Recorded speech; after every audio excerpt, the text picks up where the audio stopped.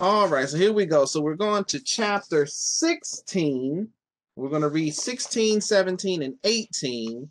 And it's called The Magic Art of the Great Humbug. The Magic Art of the Great Humbug. This is The Wonderful Wizard of Oz by L. Frank Baum. All right, I'm Mr. John. This is Read Along with Mr. John. Here we go. Next morning, the Scarecrow said to his friends, "Congratulate me. I am going to Oz to get my brains at last. When I return, I shall be as other men are." "I have always liked you as you were," said Dorothy simply. "It is kind of you to like a scarecrow," he replied, "but surely you will think more of me when you hear the splendid thoughts my new brain is going to turn out."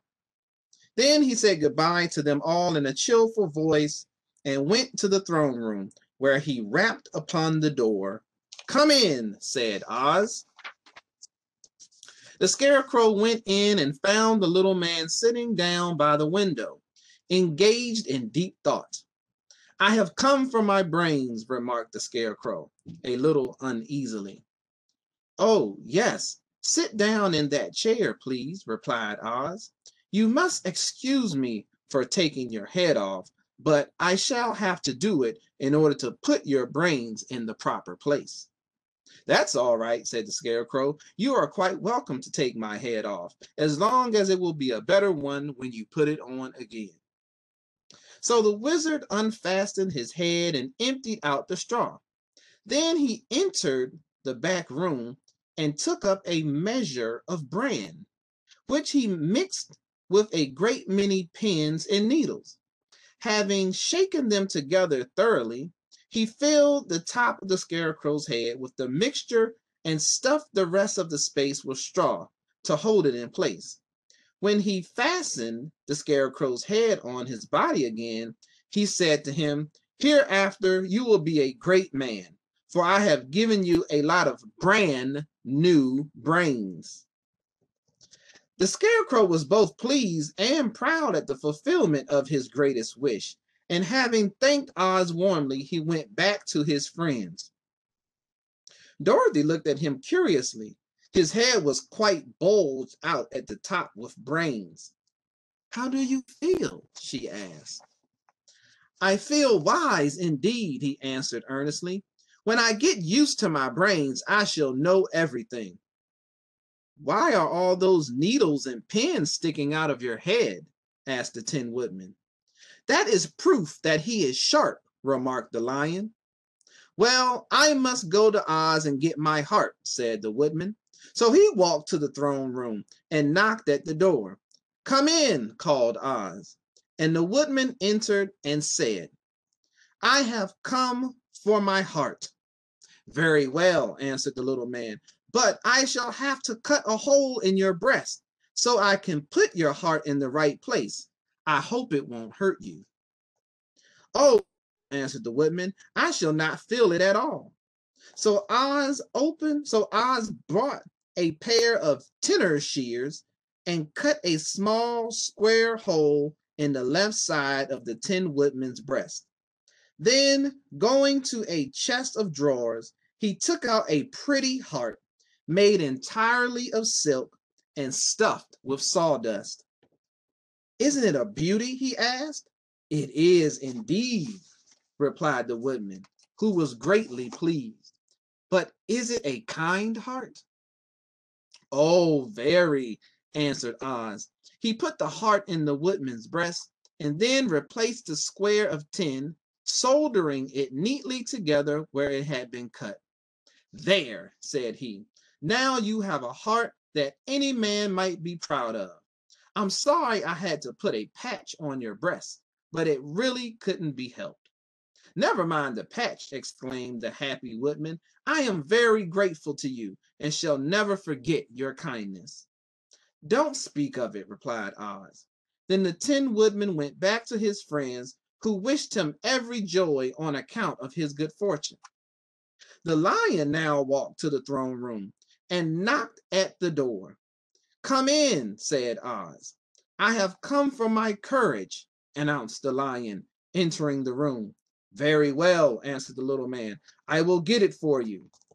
He went to a cupboard and, reaching up to a high shelf, took down a square green bottle, the contents of which he poured into a green gold dish, beautifully carved. Placing this before the cowardly lion, who sniffed at it as if he did not like it, the wizard said, "Drink." "What is it?" asked the lion. "Well," answered Oz, "if it were inside of you, it would be courage. You know, of course, that courage is always inside one, so that this really cannot be called courage until you have swallowed it. Therefore, I advise you to drink it as soon as possible." The lion hesitated no longer, but drank till the dish was empty. "How do you feel now?" asked Oz. "Full of courage," replied the lion, who went joyfully back to his friends to tell them of his good fortune. Oz, left to himself, smiled to think of his success in giving the Scarecrow and the Tin Woodman and the lion exactly what they thought they wanted. "How can I help being a humbug," he said, "when all these people make me do things that everybody knows can't be done?" It was easy to make the Scarecrow and the lion and the Woodman happy because they imagine I could do anything. But it will take more than imagination to carry Dorothy back to Kansas, and I'm sure I don't know how it can be done. All right, so here is Oz giving the Tin Woodman his heart. I think I saw, yep. Here is Oz giving the lion the bottle of courage. And this is what Scarecrow looks like now with his brand new brains that have pins and needles sticking out because he's full of wisdom and knowledge now. So now we're going to chapter 17. Chapter 17, that is how the balloon was launched. How the balloon was launched. For 3 days, Dorothy heard nothing from Oz. These were sad days for the little girl, although her friends were all quite happy and contented. The Scarecrow told them there were wonderful thoughts in his head, but he would not say what they were because he knew no one could understand them but himself. When the Tin Woodman walked about, he felt his heart rattling around in his breast, and he told Dorothy he had discovered it to be a kinder and more tender heart than the one he had owned when he was made of flesh. The lion declared he was afraid of nothing on earth and would gladly face an army of men or a dozen of the fierce Kalidas. Thus, each of the little party was satisfied except Dorothy, who longed more than ever to get back to Kansas. On the 4th day, to her great joy, Oz sent for her, and when she entered the throne room, he said pleasantly, "Sit down, my dear. I think I have found the way to get you out of this country." "And back to Kansas?" she asked eagerly. "Well, I'm not sure about Kansas," said Oz, "for I haven't the faintest notion which way it lies. But the first thing to do is to cross the desert, and then it should be easy to find your way home." "How can I cross the desert?" she inquired. "Well, I'll tell you what I think," said the little man. "You see, when I came to this country, it was in a balloon. You also came through the air, being carried by a cyclone. So I believe the best way to get across the desert will be through the air. Now, it is quite beyond my powers to make a cyclone, but I've been thinking the matter over, and I believe I can make a balloon." "How?" asked Dorothy. "A balloon," says Oz, "is made of silk, which is coated with glue to keep the gas in it. I have plenty of silk in the palace, so it will be no trouble for us to make the balloon. But in all this country, there is no gas to fill the balloon with, to make it float." If it won't float, remarked Dorothy, it will be of no use to us. True, answered Oz, but there is another way to make it float, which is to fill it with hot air. Hot air isn't as good as gas, for if the air should get cold, the balloon would come down in the desert, and we should be lost. We? Exclaimed the girl. Are you going with me? Yes, of course, replied Oz.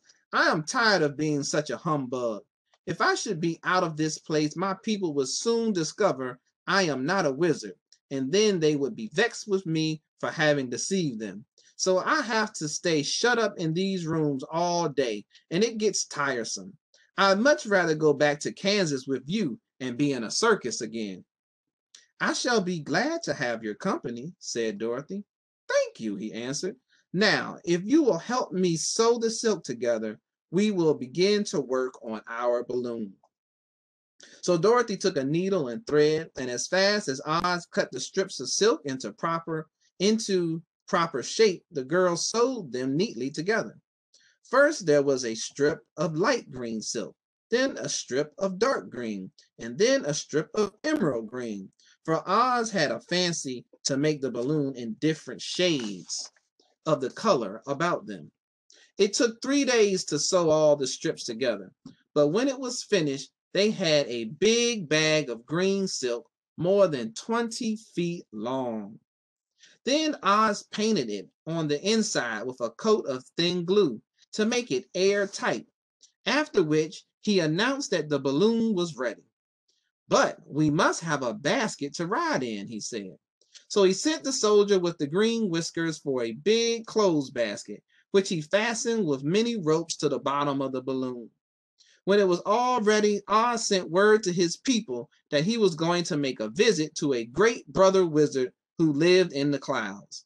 The news spread rapidly throughout the city, and everyone came to see the wonderful sight. Oz ordered the balloon carried out in front of the palace, and the people gazed upon it with much curiosity.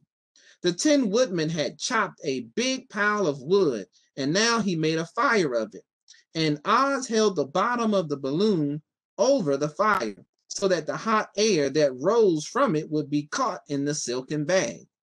Gradually, the balloon swelled out and rose into the air until finally the basket just touched the ground. Then Oz got into the basket and said to all the people in a loud voice, I am now going away to make a visit. While I am gone, the Scarecrow will rule over you. I command you to obey him as you would me. The balloon was by this time tugging hard at the rope that held it to the ground, for the air within it was hot, and this made it so much lighter in weight than the air without that it pulled hard to rise into the sky. Come, Dorothy, cried the wizard. Hurry up, or the balloon will fly away. I can't find Toto anywhere, replied Dorothy, who did not wish to leave her little dog behind. Toto had run into the crowd to bark at a kitten, and Dorothy at last found him. She picked him up and ran toward the balloon. She was within a few steps of it, and Oz was holding out his hands to help her into the basket when crack went the ropes, and the balloon rose into the air without her. Come back, she screamed. I want to go too. I can't come back, my dear, called Oz from the basket. Goodbye. Goodbye, shouted everyone. Goodbye. And all eyes were turned upward to where the wizard was riding in the basket, rising every moment farther and farther into the sky. And that was the last any of them ever saw of Oz, the wonderful wizard. Though he may have reached Omaha safely and be there now, for all we know. But the people remembered him lovingly and said to one another, Oz was always our friend. When he was here, he built for us this beautiful Emerald City. And now he is gone. He has left the wise Scarecrow to rule over us. Still, for many days they grieved over the loss of the wonderful wizard and would not be comforted. All right. So there it is. That's Oz getting ready to go up into, getting ready to go into the hot air balloon, but he had to leave Dorothy behind because she was running to find her dog. Ugh, dogs. All right, so now we are on chapter 18, and chapter 18 is called Away to the South. Away to the South. How is she going to get home? I don't know. Dorothy wept bitterly at the passing of her hope to get home to Kansas again. But when she thought it all over, she was glad she had not gone up in a balloon. And she also felt sorry at losing Oz, and so did her companions. The Tin Woodman came to her and said, "Truly, I should be ungrateful if I failed to mourn for the man who gave me my lovely heart. I should like to cry a little because Oz is gone, if you will kindly wipe away my tears so that I shall not rust." "With pleasure," she answered, and brought a towel at once. Then the Tin Woodman wept for several minutes, and she watched the tears carefully and wiped them away with the towel. When he had finished, he thanked her kindly and oiled himself thoroughly with his jeweled oil can to guard against mishap. The Scarecrow was now the ruler of the Emerald City, and although he was not a wizard, the people were proud of him. "For," they said, "there is not another city in all the world that is ruled by a stuffed man." And so far as they knew, they were quite right. The morning after the balloon had gone up with Oz, the four travelers met in the throne room and talked matters over. The Scarecrow sat in the big throne, and the others stood respectfully before him. "We are not so unlucky," said the new ruler, "for this palace and the Emerald City belong to us, and we can do just as we please. When I remember that a short time ago I was up on a pole in a farmer's cornfield, and that I am now the ruler of this beautiful city, I am quite satisfied with my lot." "I also," said the Tin Woodman, "am well pleased with my new heart, and really that was the only thing I wished in all the world. For my part, I am content in knowing I am as brave as any beast that ever lived, if not braver," said the lion modestly. "If Dorothy would only be contented to live in the Emerald City," continued the Scarecrow, "we might all be happy together." "But I don't want to live here," cried Dorothy. "I want to go to Kansas and live with Aunt Em and Uncle Henry." "Well, then, what can be done?" inquired the Woodman.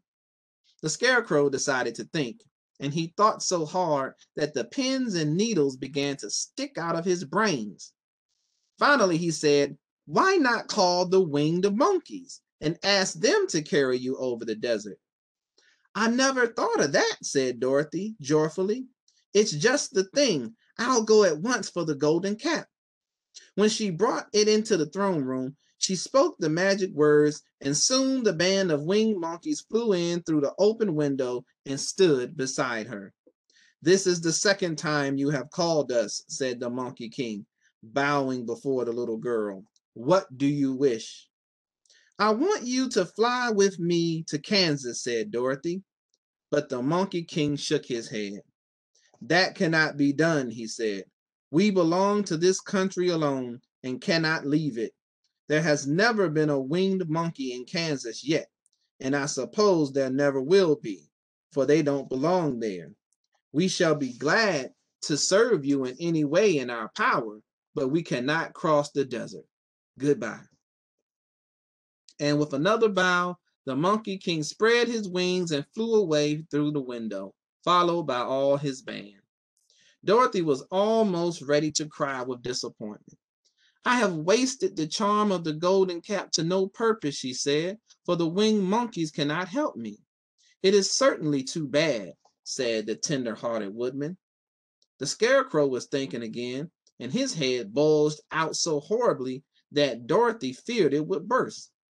"Let us call in the soldier with the green whiskers," he said, "and ask his advice." So the soldier was summoned and entered the throne room timidly, for While Oz was alive, he never was allowed to come further than the door. This little girl, said the Scarecrow to the soldier, wishes to cross the desert. How can she do so? I cannot tell, answered the soldier, for nobody has ever crossed the desert, unless it is Oz himself. Is there no one who can help me? Asked Dorothy earnestly. Glinda might, he suggested. Who is Glinda? Inquired the Scarecrow.